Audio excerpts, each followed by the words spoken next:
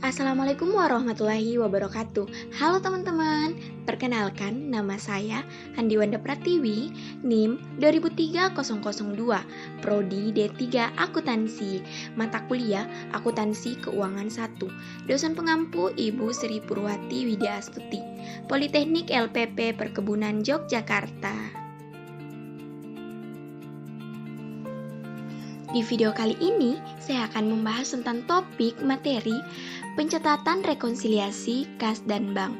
Yuk kita simak materi berikutnya.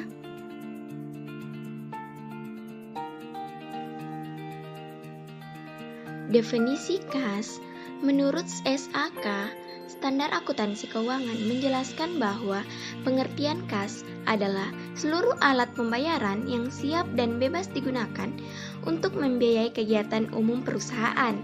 Sedangkan bank adalah sisa rekening giro perusahaan yang bisa digunakan oleh perusahaan secara bebas untuk biaya kegiatan umum.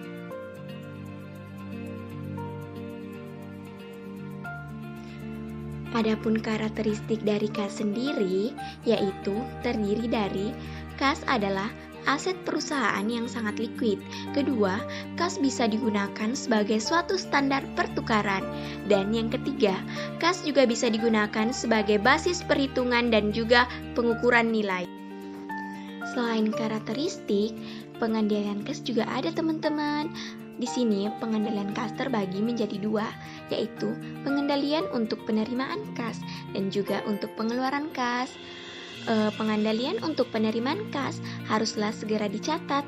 Untuk penerimaan kas juga lebih baik diadakan pemisahan fungsi antara petugas yang mengenangi penerimaan kas dengan menggunakan mesin cash register.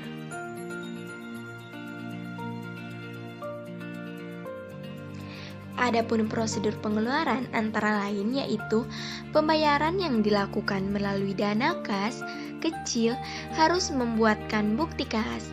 Yang kedua, pemegang dana kas kecil mencatat bukti kas kecil dalam buku kas kecil atau biasa disebut buku harian.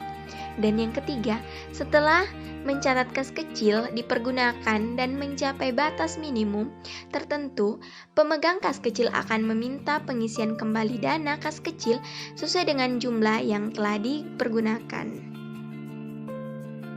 Sebagian dari teman-teman pasti ada yang belum tahu apa itu definisi kas kecil. Nah, di video kali ini saya akan menjelaskan.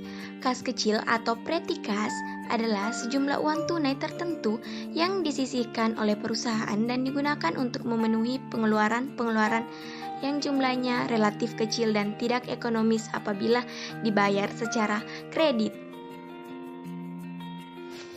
Adapun sistem pengolahannya yaitu sistem pengolahan kas kecil dalam pencatatan kas terdiri atas dua metode. Yang pertama metode impress fund, artinya metode dana tetap. Dalam sistem ini jumlah rekening kas kecil untuk memenuhi kebutuhan dalam jangka pendek perusahaan selalu tetap. Yang kedua yaitu metode fluctuating system.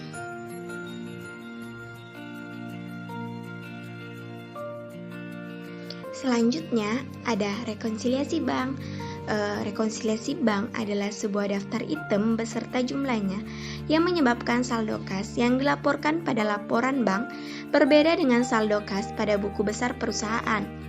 Rekonsiliasi bank sendiri ini untuk memastikan adanya persamaan pencatatan atau justru perbedaan di antara laba perusahaan dengan laporan bank. Nah, teman-teman juga harus tahu apa itu fungsi rekonsiliasi bank. Nah, di sini saya akan menjelaskan. Yang pertama itu untuk menghindari keliru pencatatan kas, dan yang kedua membantu perusahaan mendeteksi penipuan atau manipulasi uang, dan yang ketiga mengawasi pencatatan kas.